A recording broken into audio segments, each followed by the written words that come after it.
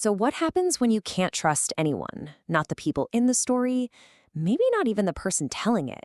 Today, we're peeling back the layers of a story that is so twisted, so full of deception that every truth you think you find is just hiding an even darker lie. Seriously, nothing is what it seems.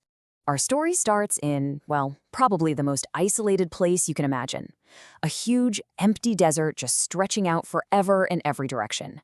And right in the middle of it all is one man, a lone figure, totally cut off from the rest of the world. But that quiet, predictable world he's built, it gets completely shattered in a single moment. A woman just appears, almost like she materialized out of the heat haze. She's injured, unconscious, and it looks like she was thrown from the only thing that connects this place to the outside world, a passing train. And this single event, her arrival, is the first domino to fall. The story she tells is going to unravel not just his quiet little life, but the very idea of truth itself in this desert. Okay, so let's properly meet our protagonist. His name is Raghu, and he's a railway gateman. His job could not be simpler. He just waves a green flag at the 3 trains that speed past his little outpost in the desert every single day. And that's it. That's his whole life. And get this, he's been doing this exact same job, day in and day out, for 10 full years. Just let that sink in for a second. A decade without seeing another person up close, without having a single real conversation. It's just him, the endless tracks, and the silent desert. So the woman he saves, she tells him her name is Chaitali, and at first, her story for how she got there seems, well, believable enough, right? She says she got caught between 2 guys who were fighting on the train, and they just accidentally pushed her out. A tragic accident, or so it seems.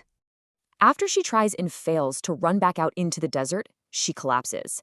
It's like she finally realizes she has no choice but to trust this stranger, Raghu. And that's when the first real layer of the story starts to peel back, and we see something way, way darker underneath. She confesses what she claims is the real story. She wasn't pushed. No, she jumped. She says she was literally running for her life, trying to escape her abusive husband, a guy named Sinchu. And her full story is absolutely horrifying. She claims she was actually his psychiatrist. They fell in love, got married, but he quickly showed his true colors. He was violent, abusive, and hooked on drugs. The last straw, she says, was finding his diary, and in it, he confessed to murdering his first wife and even a nurse. Jumping from that train was her only way out. Now, you'd expect Raghu's reaction to be shock, right, or disbelief. But it's not. It's connection. He listens to her dark, twisted story, and then he reveals his own. He tells her that he's a killer too. He explains that he found out his wife was cheating on him with her cousin. And even worse, a doctor told him he was infertile, which meant the 2 kids he thought were his weren't.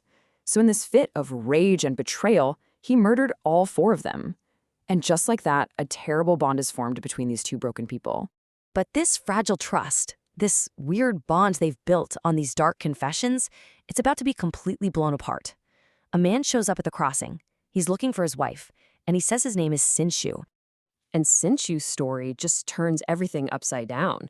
I mean, look at this. It's the complete opposite of what Chaitali said. He claims he's the doctor, Dr. Sinchu, and that she is his dangerous psychiatric patient, a woman named Shikha who makes up these elaborate fantasies and is a real danger to herself and everyone around her. So who do you believe? Do you believe the terrified woman who confessed she jumped from a train to survive? Or do you believe the calm, rational doctor who's warning that his patient is a threat? Suddenly, every single detail is in question.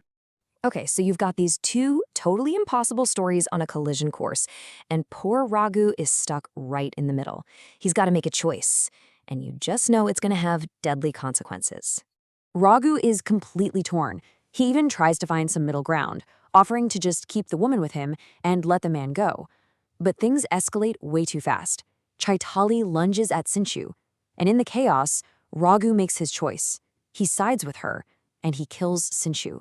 And as he's getting ready to bury the body, he finds something in the man's pocket. It's a hospital slip, a tiny piece of paper that changes absolutely everything. It reads, "Patient, Shikha, Doctor, Sinchu." The man was telling the truth. Chaitali is the patient. But hold on. This story is not over, not even close. Just when you think you finally hit the truth, you're about to find out that you haven't even begun to understand who the real monster is in this desert. The second she's exposed, Shika lunges at Raghu. But he is no easy victim. He fights back, hard, and in the struggle, he kills her too. And with this final, brutal act, the very last mask is finally ripped away. Because the story Raghu told, it was also a lie. A very carefully crafted, more sympathetic lie to cover up a monstrous truth. He wasn't some heartbroken, betrayed husband. He was a cold-blooded predator. Years ago, he murdered his first love and her entire family. To escape, he ran to this outpost, killed the real gatekeeper, a man whose name actually was Raghu, and just stole his identity. His 10 years of isolation wasn't a punishment for one crime. It was a hiding place for a lifetime of them. Which leaves us with one last, really haunting question.